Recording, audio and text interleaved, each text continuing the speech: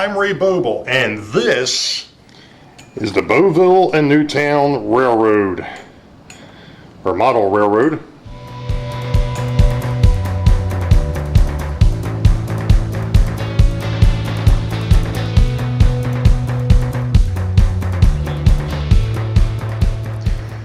Good evening, track gang, or afternoon, morning, whatever it happens to be in your neck of the woods.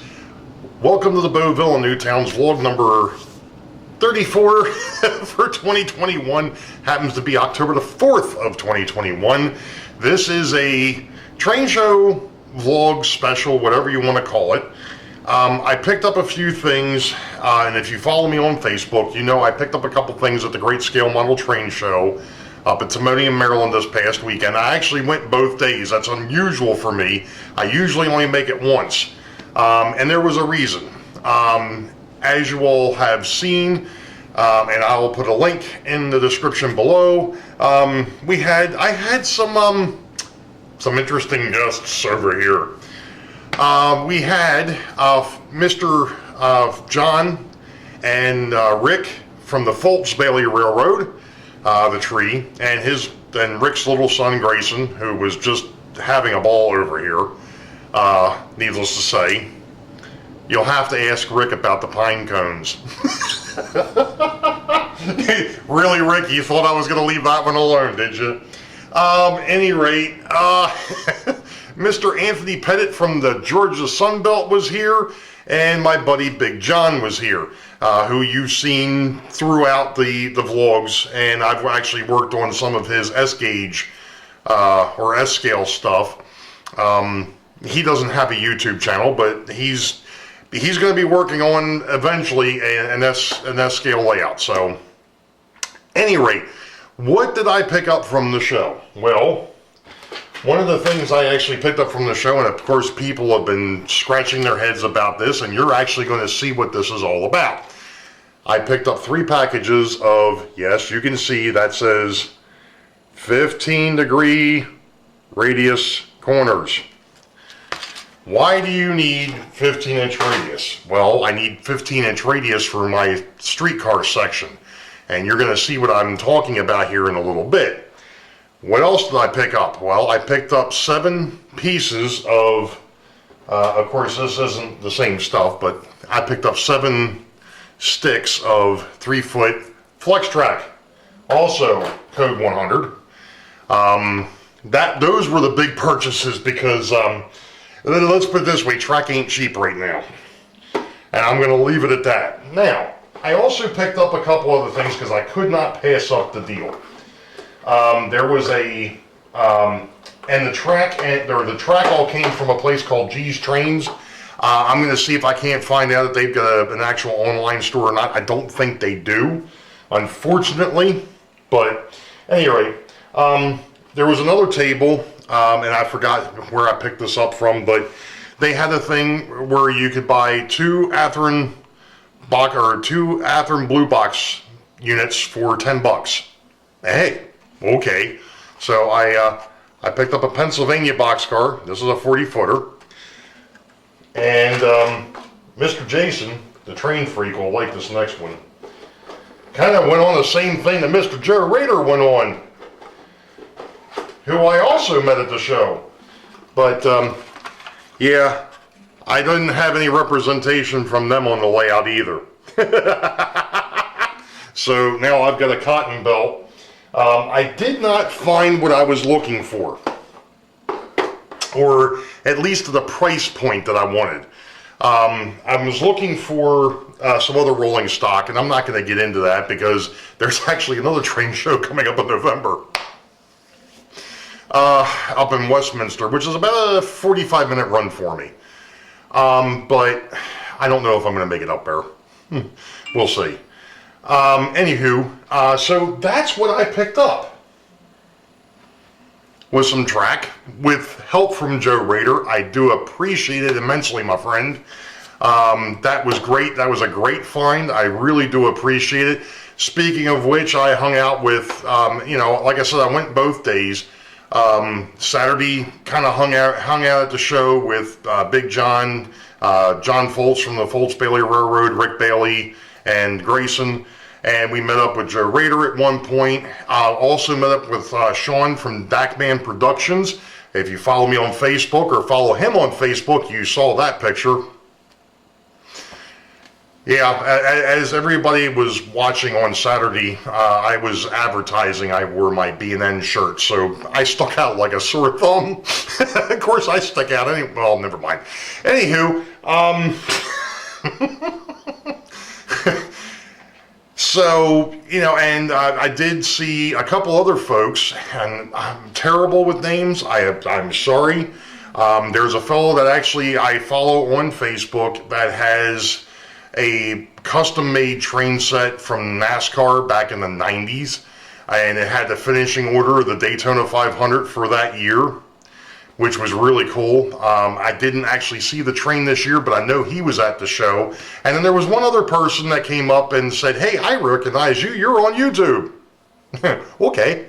Well, hi. Hopefully you're watching. If you are, you can leave me a comment, and that way I'll remember who you are.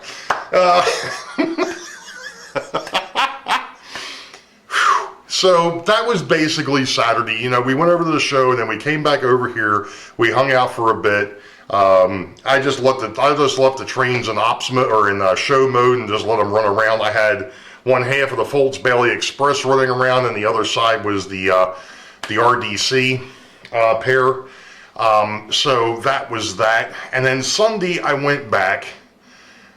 Because I looked around, I saw some stuff, but I figured, you know what, I'm going to go back and I want to see if some of that stuff is still there, because that first day, you know, stuff's usually priced a lot higher. The second day, they bring the prices down a little bit, because they don't want to take it home with them. At least some folks don't want to take it home with them. So that's when I went back, and then, you know, I met up with Joe again, and Joe's like, "Did you find your track?" And I'm like, "No, not yet." He's like, "Come with me, I know exactly where it is." So that's where he told me, and we got that taken care of. So anyway, I'm going to stop babbling here for a minute, and I'm going to swing the camera, and you're going to see what I've been talking about with this track. So give me a minute, and we'll be right back. Okay, so there's two pieces of my aforementioned 15-inch radius. And then that'll hook up to, eventually, I've got it kind of sitting down here. I just kind of laid it out. So I've got one piece of my one of the 7 pieces of flex track sitting down here. And then we're going to kind of scoot. Hopefully I don't break or don't bounce this thing too bad. All right, so there's 2 more pieces of the 15-inch, and they'll cross the what will be the dam area. Then we got 2 more pieces. This kind of snakes through here because I'm not exactly sure where the dam's going to sit yet. So, and then we've got some more flex track, and then we go down here. There's 3 more pieces of the 15-inch radius. Then there's another on the other side of the retaining wall. There's more of the flex track, and then there's actually 6 pieces of the 15-inch radius up there. And then on the other side, there's another piece of flex track. So, like I said, I've kind of already laid this out somewhat, so I could go ahead and start working on it, which I think is what I might decide to do tonight. So, and if it weren't for the fact that Heath comes on at 9:30, I would actually be half tempted to stay up a little bit later and actually go ahead and do this on his show tonight. But it's been a long weekend and it's been a long day. So I think I'm going to pass on that. And I'm going to go ahead and just do this, and I'll show you progress if I make any. So we'll be back. Well, I must say, it is a slightly temporary setup, but I just ran a test, and we're going to do it again.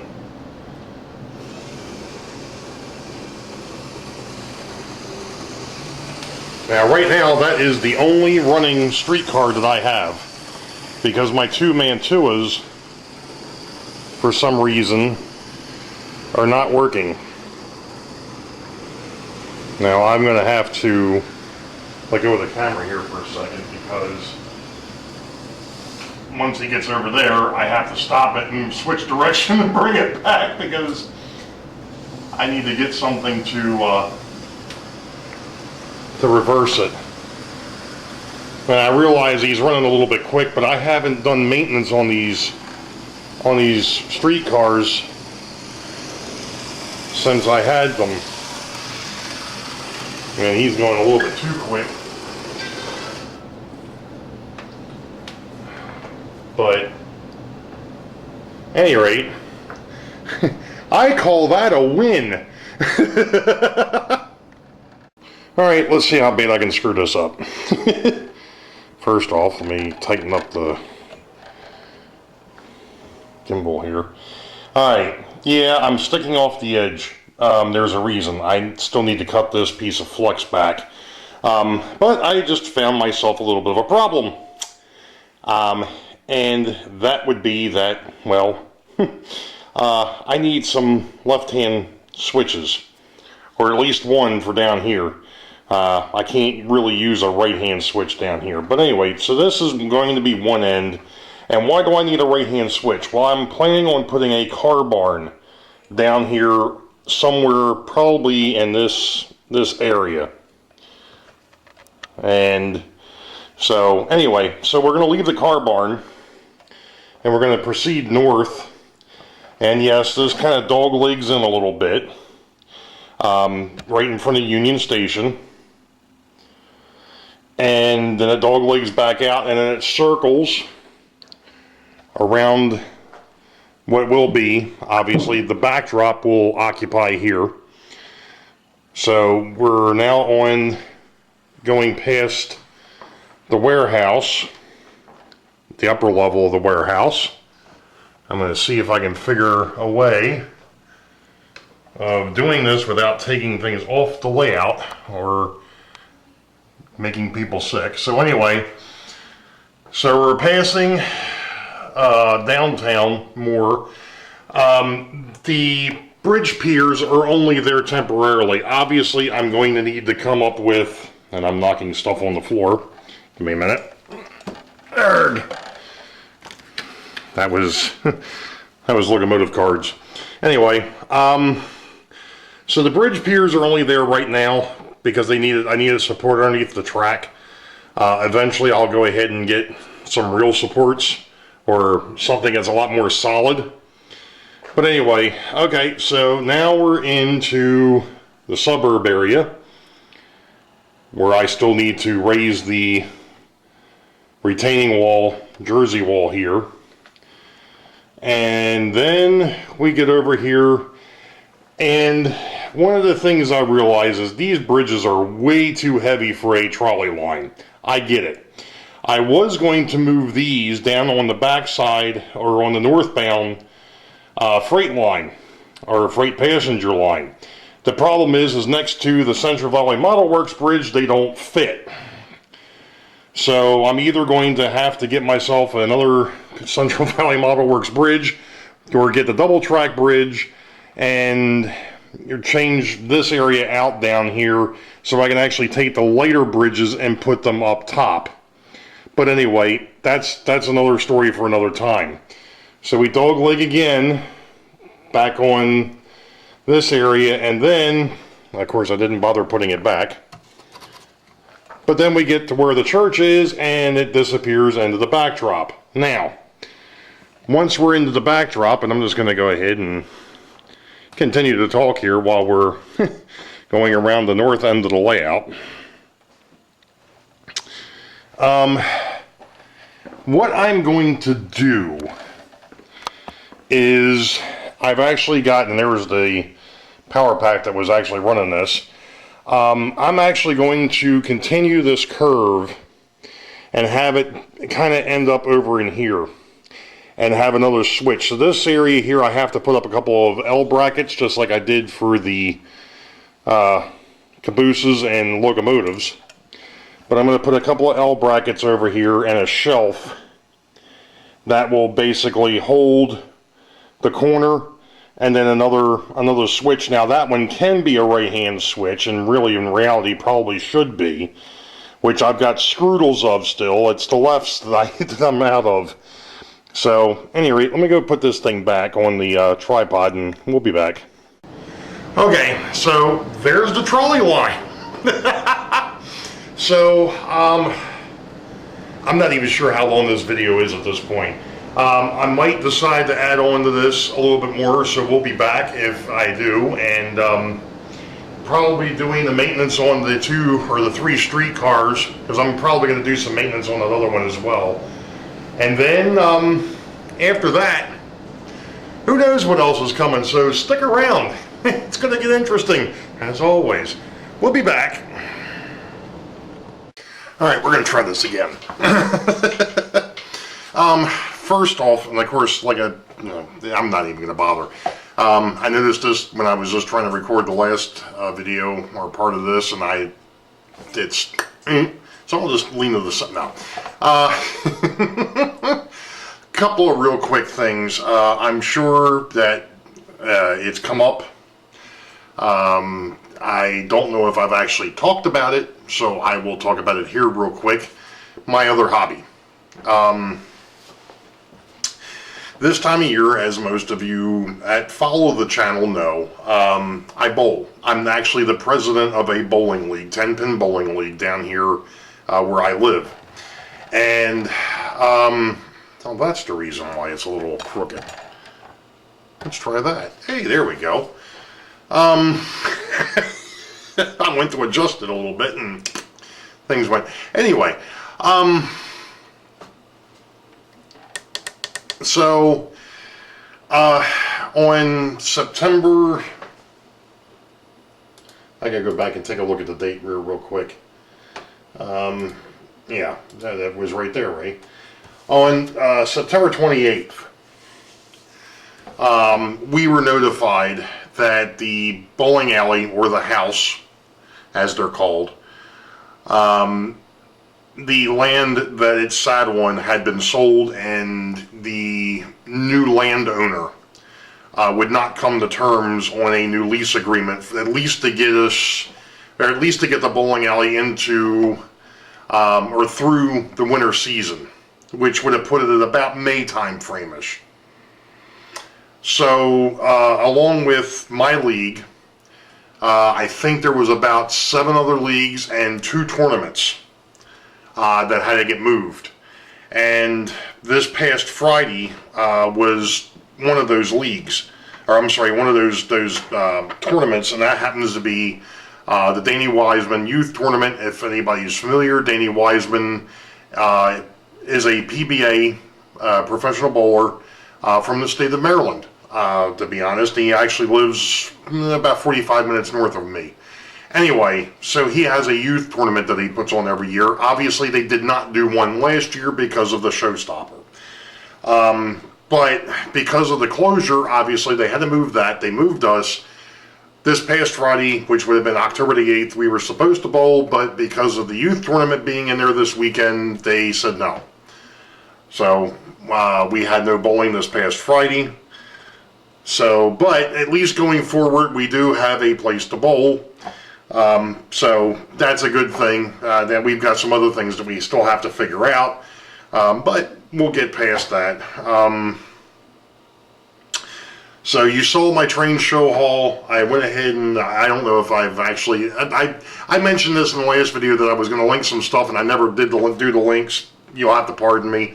You saw that I got the train show haul. I went ahead and got the streetcars running. I've got to go back and fix the 2 Mantua streetcars. They're still not running correctly. So that'll be something I'll probably play with this week. I think I need to just tear them all the way down and get in there and clean them up and then put them back together. Sidetrack Sunday is tonight. Heath just put a thing up saying, you know, if anybody's free, pop on up. So we'll see. Maybe I'll show up on there. Maybe I'll work on my streetcars. So, at any rate, that's going to end this video. You all know the deal. Wait for the high ball. Green tracks ahead. Be safe. God bless. We will see ya.